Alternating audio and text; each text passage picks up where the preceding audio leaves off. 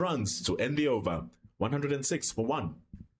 Yeah, once again, 2-4, 2 straight onto the legs of Beg. Yeah, as you said, the timing wasn't quite there. It's a very fast outfield, and it's going for another boundary. 106 for 1. Thing is, despite the mistimed shot, he still hit it on the bigger side of the boundary. For the first 2 games, we were playing 2 squares to your left, which made the boundary much, much closer. And so, now that we have moved 2 pitches to your right, what you now look as the leg side is much bigger.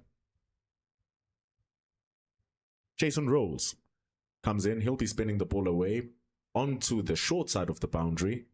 Great control. Look at that economy rate for 50 over cricket. Under 4 runs to the over. Yeah, brings himself on, replacing Kitchen, who did very well, by the way. I thought he played a big part in slowing down Bangladesh's run rate and bringing it back from around about 8 runs and over to just about 5.5 at the moment. With the introduction of Jason Rolls, the expectation is that it's going to keep being that tight.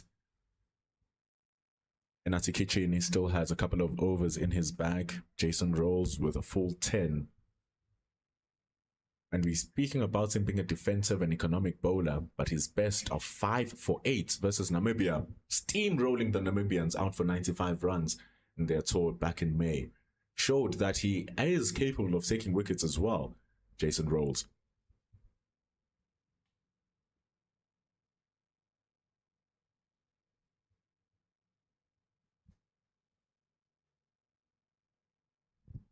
Ooh, nice. Once again, quick single.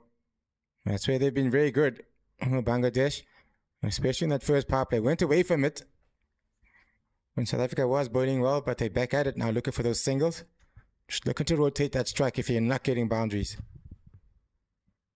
But that wasn't a comfortable single between Siddiqui and Beg. A little bit risky. They had to challenge the throw. And once you do that, if the throw is good enough, you have a chance of losing your wicket. Earlier on, that wasn't the case. They would get over through to the other end. And then the ball comes in. So South Africa still in that window of opportunity to get a quick 1-2.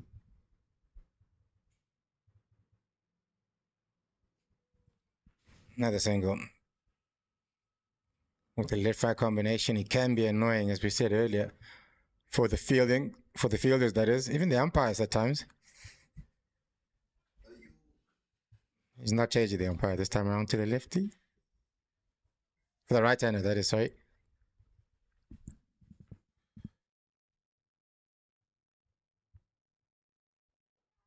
In the air, bounce just short of the cover.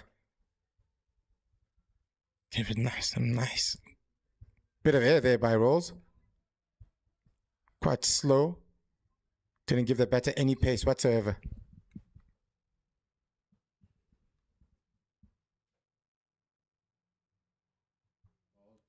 Does change it up really well, Jason Rolls. Not just from a length and line perspective, but from a pace perspective as well. Comes in with that toss-up, comes in with the flatter one, comes in with the one that comes through with around the arm. All little sorts of tricks and cronies from Jason Rolls to see the end of over number 20. Bangladesh on 110 for 1. Restarting partnership between Kalam Siddiqui and Rifat Beg.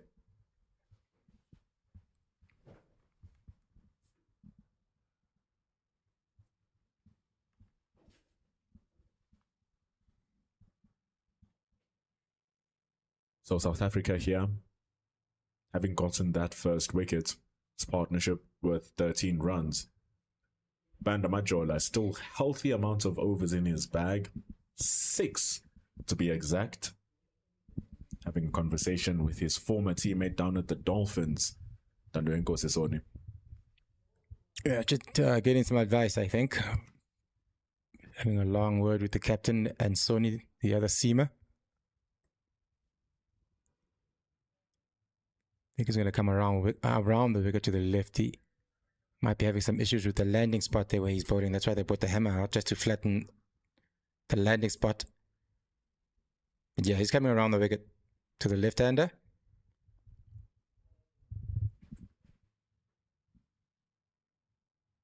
Still having the services of Bandi Lembata, the all-rounder. South Africa can come in with his medium paces. They take the one. The field has gone back to sitting just slightly deeper with the return of Banda Majola. I think they're going to need a sixth bowler here, as you said. We've got someone else, Mbata, to try help out. I'm not sure if Majola, if he does not improve his bowling, he's going to finish his 10 overs there. He's gone for 36 after just 4. That's going to get 9 runs and over. Might need someone else to post some of his overs. Not a bad return in his first previous over. 23 though in his first 3. Better. See, and this surely must be the most frustrating thing here, Monda, because you know that you are watching as a coach, you are watching as a fan even, and you know the capabilities of the player, that they do have the skill, as you've seen with this delivery, as you've seen with a couple of deliveries as well. But then when they have to execute over and over and over and over again, that's where it just falls off. Yeah, that's the key. You can have all the plans you want in the world, but execution is where it goes down to. Again, another single, just a bit too straight. Consistency is the key here. Controlling the controllables is what Philasandra Xaba talked about a little bit earlier on. You can control the pressure, you can control the tempo of your fielding and of your bowling by getting in tighter, being more chattier, being more consistent, trying to wrestle the wicket back, because that wicket from Zawad Abra was relatively soft. It was very soft, actually. Short and wide. That's why we said earlier when he went out that he would be very disappointed in the manner that he went out in. He was putting those away earlier. Just might have lost his concentration. So just speaks to these two gentlemen who are currently batting, Beg and Siddiqui, that the runs are still there. And what's nice for South Africa is those boundaries have dried up. Not getting them on every over, unlike the first 10. See, even closing down those little pockets now. Slowly and slowly wrestling the momentum back. But also, the problem here for South Africa throughout the course of this series hasn't really been to... It has been in different departments of the game. And also coming to the batting, the fact that they haven't scored 200. I was about to say, I think the main problem is certainly the batting, because in both games, they didn't get to 200, where Bangladesh got there quite comfortably. So they're also watching keenly here on how many runs are being gathered. But I'm hoping that they're watching how the runs are being constructed. As we see the end of over number 21, it's 113 for the loss of 1. The lack of running sometimes becomes an issue, even from a South African chase point of view. And then, of course, the loss of the regular wickets. And so they have to be watchful with how many runs they are going to let go here, because they haven't been good at chasing down these scores from Bangladesh. Well, if we go with history, don't let them get to 200, I guess. We have a commentary change. As Jason Rose continues with his work. Mondezondegi leaves the country, and return is Philasandra Xaba.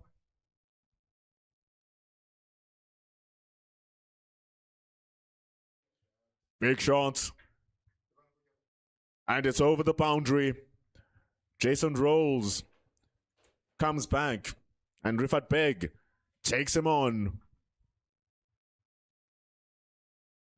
Philasandra Xaba comes back with the big hits. Beautiful shot that from Mohammad Rifat Beg. He's bided his time, especially with that partnership between himself and Zawad Abrar. Now it's time for him to take over the mantle. Bulk of the run scoring depends on him. He's the set batter. The matchup is favoring him at the moment. Against the two left arm spinners, really good again. Mixture of boundaries and singles. It's been a feature of this Bangladeshi batting all throughout this series. Creates a bit of a conundrum for the captain of South Africa.